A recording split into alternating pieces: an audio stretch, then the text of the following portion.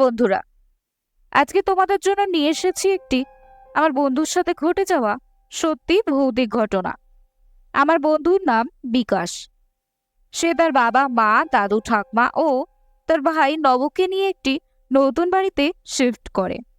তাদের পুরনো বাড়ি ছিল বহরমপুরে। তার বাবার কাজের সূত্রে তাদের দত্তপুকুরে এই দোতলা বাড়িটিতে শিফট করতে হয়। বাড়িটি দিনের বেলা যতটা সুন্দর, রাত্রেবেলা ঠিক ততটা ভয়ঙ্কর হয়ে ওঠে। রাত্রেবেলা কারোর করুণ কাতর স্বরে কান্নার আওয়াজ পাওয়া যায়। বাড়ির দোতলায় হাঁটার শব্দ, রান্নাঘরে বাসন কোসন পড়ে যাওয়ার শব্দ, মনে হয় যেন কেউ সিঁড়ি দিয়ে হেঁটে চলে যাচ্ছে। এরপরে তাদের সাথে ভয়ঙ্কর সব ঘটনা জানতে আমাদের গল্পটি অবশ্যই শুনতে হবে। আমাদের চ্যানেল সত্যি ভৌতিক কাহিনীকে এক্ষুনি সাবস্ক্রাইব এবং লাইক করুন। চলুন আজকের এই ভয়ঙ্কর গল্পটি শুরু করা যাক। নতুন বাড়িতে আমরা আজ সপরিবারে এলাম। আমার বাবা পুজো পাঠ কুসংস্কারে বিশ্বাসী নয়, তাই পুজো না করে গৃহপ্রবেশ করতে হলো। আমাদের বাড়িতে আমরা 6 জন: বাবা, মা, দাদু, ঠাকমা, আমার ভাই নব আর আমি বিকাশ। আমার দাদু পুলিশ কনস্টেবল ছিলেন, এখন অবসরপ্রাপ্ত, আর বাবা হাইকোর্টের উকিল আছেন। আমাদের আগের বাড়ি বহরমপুরে ছিল। বাবার অসুবিধার জন্য এই বাড়িটা কেনা। দত্তপুকুর থেকে 8 ঘন্টা দূরত্বে এই বাড়িটার সন্ধান বাবা তার বন্ধুর কাছ থেকে পায়। বাইরে চলে যাওয়ার কারণে বাড়ির মালিক বিক্রি করতে চান। খুব কমে এই দোতলা বাড়িটা পেয়ে যাওয়ায় বাবা ছাড়তে চায়নি। আজ তাই এখানে।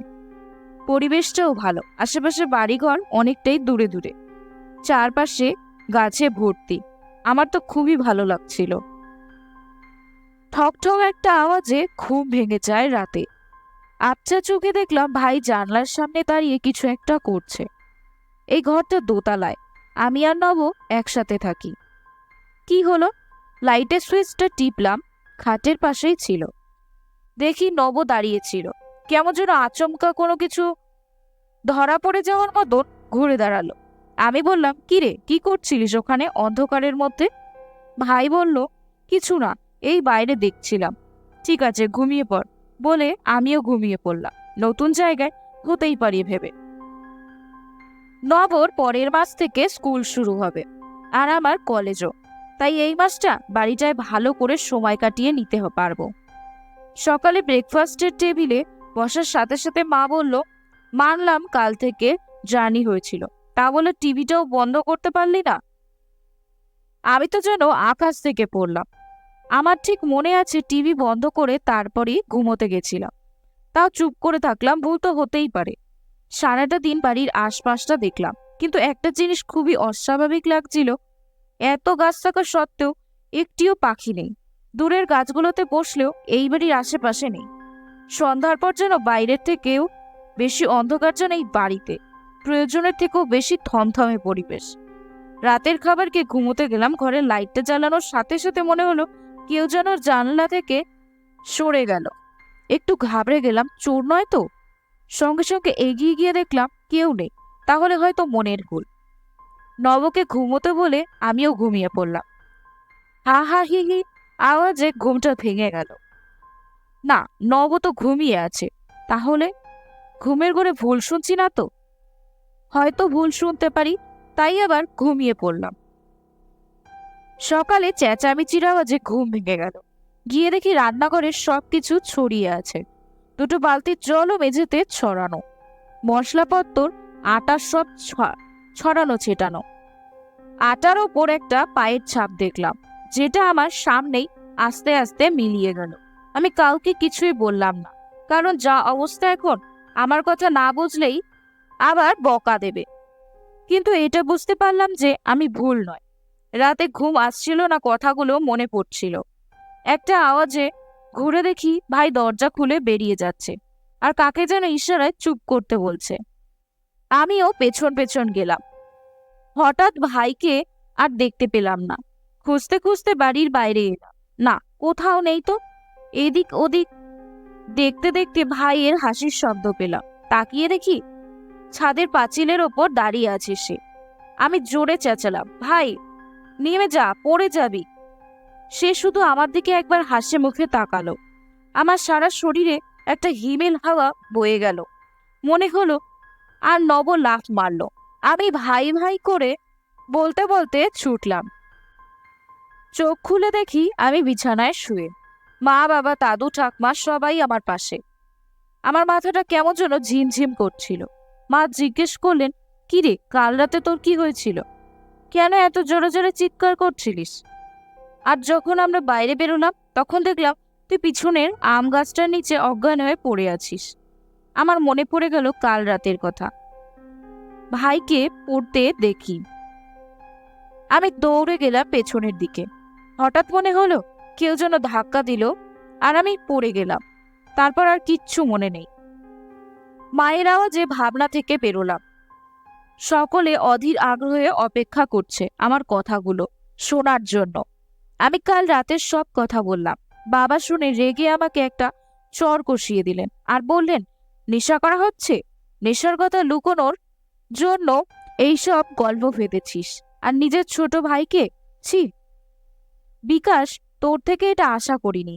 নিজের দোষ ঢাকতে এই ছোট্ট ভাইয়ের মৃত্যুর কথা বলছিস। এতক্ষণ ভাইকে দেখিনি, দেখে আমি যে কি খুশি হলাম ঠিক বলে বোঝাতে পারবো না। বিছানা থেকে উঠে গিয়ে ভাইকে জড়িয়ে ধরে কাঁদতে আরম্ভ করলাম। বাবা বললেন, ন্যাকামিটা বন্ধ করো বলে ঘর থেকে বেরিয়ে গেলেন। আচমকা ভাই কানের থেকে অদ্ভুত গলায় বলে উঠল, আর মাত্র একটা দিন, তারপর তোর ভাই আমার সাথে সারা জীবনের মতো চলে যাবে। বলে হাসতে আরম্ভ করলো। তুই আমার ভাই না বলে আমি ভাইকে জোরে ধাক্কা দিলাম।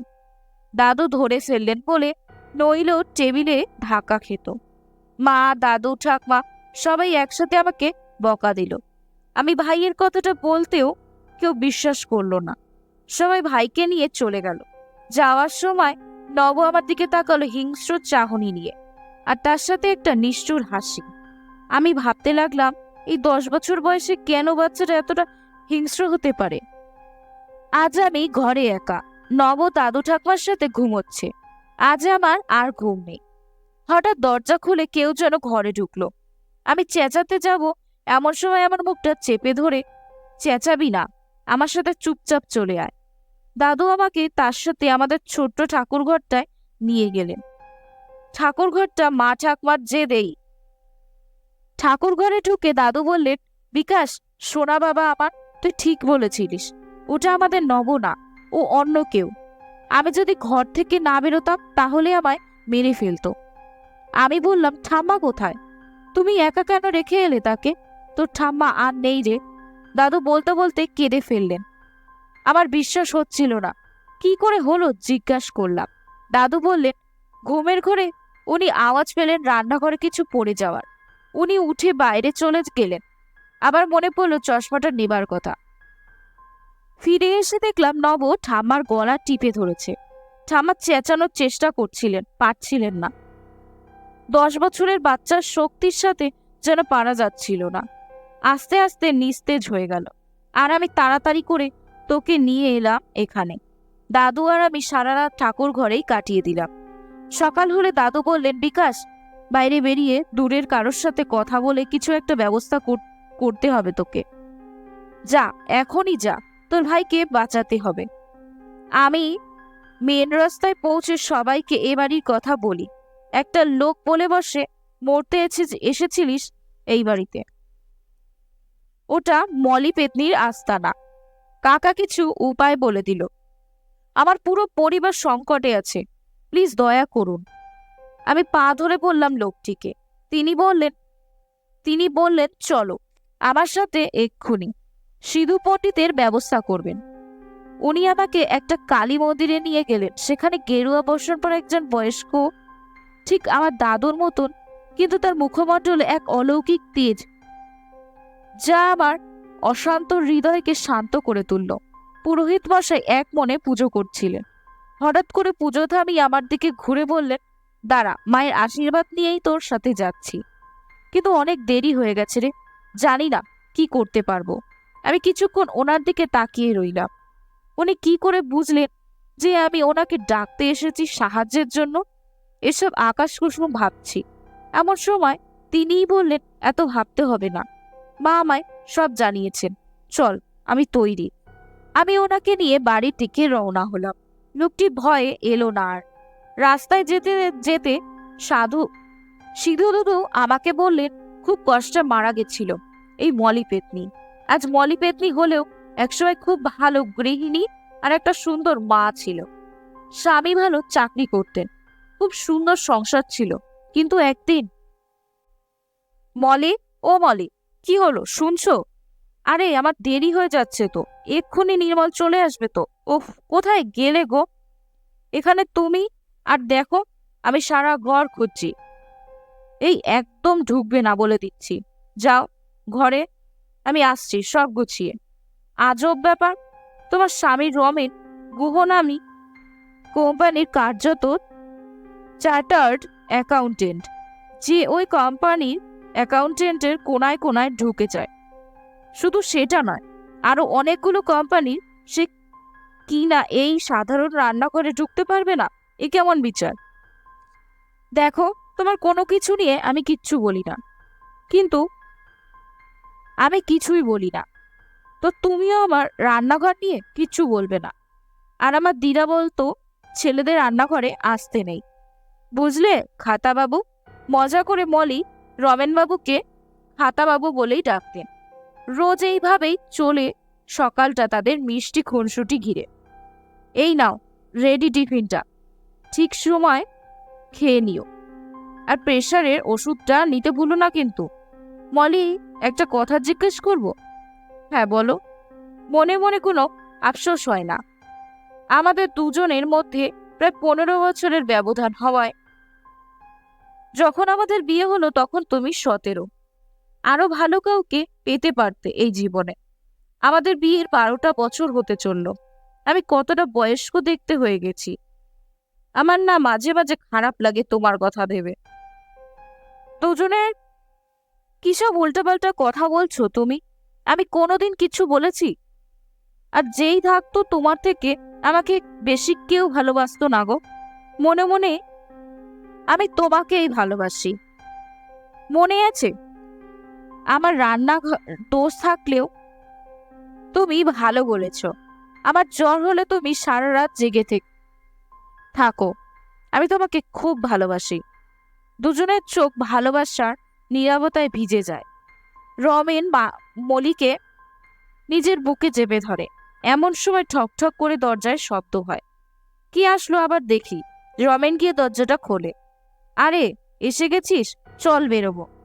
কে, নির্মল এলে নাকি? নির্মল রমেন বাবুর ছোট কাকার ছেলে, তার সাথেই কাজ করে। ফাইল নেওয়া দেওয়া, ব্যাংকের যাবতীয় কাজ, নিজের সব কিছু নির্মল এর দায়িত্বে রাখেন রমেন বাবু। নির্মল নিজের বন্ধু রাজার সাথে থাকে আলাদাভাবে। মলিকে আর তাদের 10 বছরের সন্তান ঘুমন্ত নীলকে আদর করে বেরিয়ে গেল। মলিও নিজের সন্তানকে নিয়ে ব্যস্ত হয়ে পড়ল। সন্ধ্যায় বাড়ি ফিরে রমেন জানায় অফিসের কাজে 3 দিনের জন্য তাকে দিল্লি যেতে হবে। এই প্রথম রমেন কলকাতার বাইরে যাচ্ছে। মলির মন খুব খারাপ হয়ে যায়। 3 দিন তাদেরকে দূরে থাকতে হবে এই ভেবে কেঁদে ফেলে সে। রমেন আশ্বস্ত করে যে এটাই প্রথম আর এইটাই শেষ, আর কখনো সে যাবে না। দুজন দুজনকে জড়িয়ে ধরে একে অপরের মধ্যে হারিয়ে যায়। পরের দিন সকালে রমেন বিদায় নেয়। নির্মল এয়ারপোর্টে ছাড়তে যায় দিদাকে। কি কোনো দরকার হলে টাকা তোলার জন্য নির্মলকে কয়েকটা ব্ল্যাঙ্ক চেক দিয়ে যায় রমেন। রাতে ছেলেকে খাইয়ে ঘুম পাড়াতে যাবে এমন সময় দরজায় জোরে জোরে ধাক্কা পড়ল। মলি দরজার কাছে এসে জিজ্ঞাসা করলো, কে? ওপার থেকে আওয়াজ এলো, আমি বৌদি, নির্মল, একটু দরজাটা খোলো, দরকার আছে। মলি নির্মলের আওয়াজ শুনে দরজাটা খুলে দেয়, আর সাথে সাথে মলিকে ধাক্কা দিয়ে নির্মল আর রাজা ঘরে ঢোকে। দুজনেই মদ্যপ অবস্থায় ছিল। এ কি করছো তোমরা? আর এত রাতে তোমরা এই অবস্থায় কি চাও তোমরা? মলি খুব রেগেই বলল কথাটা। নির্মল যা বলল তাতে মলির পায়ের থেকে মাটি সরে যেতে লাগলো। তোমাকে চাই, আমাদের চাহিদা মিটিয়ে দাও বৌদি। দাদার তো বয়স হয়েছে, আমরা তোমাকে খুশি করে দেবো। কেউ জানতে পারবে না। মলি এবার একটু ভয় পেয়ে গেল। সে চিৎকার করতে গেলে রাজা মলির মুখটা চেপে ধরে। তারা চেষ্টা করেও মলিকে বাগে আনতে পারছিল না। সে আপ্রাণ চেষ্টা করে যাচ্ছিল নিজেকে বাঁচানোর। এমন সময় ছোট্ট নীল বেরিয়ে আসে মা মা বলে। নির্মল দৌড়ে গিয়ে কোলে তুলে নেয় নীলকে আর তার গলা চেপে ধরে। মলি নীলকে বাঁচানোর জন্য তাদের কথা মেনে নেয়। সে দিন রাত থেকে পরের দিন ভোর পর্যন্ত তারা এক এক করে মলির শরীরকে অপবিত্র করতে থাকে। তারপর মলির থেকে একটা কাগজ লেখায় যে সে দুশ্চরিত্রা। রাজার সাথে তার অবৈধ সম্পর্ক, বিয়ের 2 বছর পর থেকে আর নীল তারই ছিল। এরপর একটা দড়ি দিয়ে মলির গলা চেপে ধরে আর নির্মল নীলের গলা টিপে। মলি ইশারায় বলতে থাকে, আমার ছেলেকে ছেড়ে দাও, কিন্তু কিছুই শোনে না। অট্টহাসি দিয়ে গলা চেপে দেয় ছোট্ট নীল। তরপাতে তরপাতে শেষে নিজেকে এলিয়ে দেয় আর মলিকে মেরে পেছনের আম গাছে ঝুলিয়ে দেওয়া হয়। রমেন ফিরলে নির্মল বলে সে মলিককে রাজার সাথে ঘনিষ্ঠ হতে দেখে। রমেনকে বলে দেবে বললে সে এই পদক্ষেপ নেয়। চিঠিটা পড়ে রমেন ভেঙে পড়ে। এই সুযোগে নির্মল রমেনের থেকে দলিল সই করিয়ে নেয় আর তাকে হত্যা করে। এরপর পুলিশকে ঘুষ দিয়ে কেস বন্ধ করিয়ে দেয়। কিন্তু নিয়তি থেকে কেউ বাঁচতে পারেনি। 1 মাস পরে রাজাকে তার ঘরের সিলিং ফ্যানে ঝুলন্ত অবস্থায় পাওয়া যায় আর তার কিছুদিন বাদে নির্মলকে আম গাছটায় নিচে মৃত অবস্থায় পড়ে থাকতে দেখা যায়। কত সুন্দর সংসারটা শেষ করে দিল শয়তানগুলো। ভালো হয়েছে ওদের সাথে যা হয়েছে। ঈশ্বর যা করে ভেবেই করেন। আমি মনে ভাবছি কথাগুলো। সিধু দাদু বলে উঠলেন, মলির অতৃপ্ত আত্মা তার প্রতিশোধ নিয়েছে, কিন্তু সে মুক্তি পায়নি। এখনো তার আত্মা কাঁদে ছেলের জন্য। তার ছেলে তো মারা গেছে আর আমরা তো তার কোনো ক্ষতি করিনি। তাহলে আমাদের সাথে এমন কেন হচ্ছে বলুন দাদু? কারণ তোর ভাই নীলের নতুন জন্ম আর আত্মাকে চিড়ে ফেলেছে, তাই সে তাকে নিজের সাথে নিয়ে যেতে চাইছে। আমার তো মনে হচ্ছিল যেন সিনেমার গল্প শুনছি। বাড়ির গেটের সামনে এসে দেখি দাদু দাঁড়িয়ে আছে। আমি জিজ্ঞেস করলাম, ঠাম্মার কথা কাউকে বলনি তো? দাদু জানালো, না, সে কাউকে কিছুই জানায়নি। বলেছে ঠাম্মার শরীরটা ভালো নেই, তাই বিশ্রাম নিচ্ছে, কেউ যেন তাকে বিরক্ত না করে। সিধু দাদু গেটের ভিতর পা দিতেই জোরে হাওয়া দিতে লাগলো, যেন আমাদের উড়িয়ে নিয়ে চলে যাবে। সিধু দাদু কিছু একটা করলেন, তাতে হাওয়া থেমে গেল। দাদু আমাকে আর সিধু দাদু নিয়ে ঘরে ঢুকলেন। বাবা তো দেখেই রাগারাগি শুরু করে দিল। দাদু বাবাকে ধমক দিয়ে সিধু দাদুকে তার বন্ধু বলে পরিচয় দিয়ে চুপ করতে বললেন।